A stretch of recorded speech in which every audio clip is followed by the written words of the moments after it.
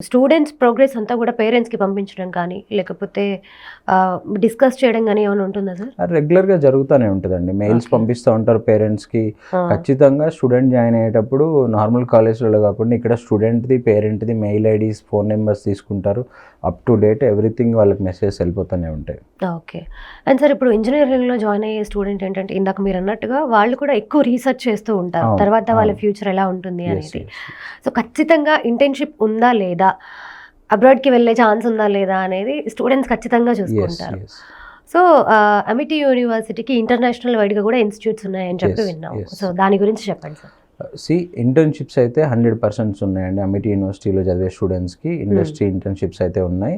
And abroad ఎళ్ళే programmes అంటే మన దగ్గర ఆల్రెడీ ట్విన్నింగ్ ప్రోగ్రామ్స్ ఉన్నాయండి. మన దగ్గర 2 ఇయర్స్ చదివి మన దుబాయ్ క్యాంపస్‌లో చదువుకోవచ్చు, సింగపూర్ క్యాంపస్‌లో చదువుకోవచ్చు. అలా కాకుండా స్టడీ అబ్రాడ్ ప్రోగ్రామ్ అని చెప్పేసి 5 వీక్స్ ప్రోగ్రామ్ ఉంది.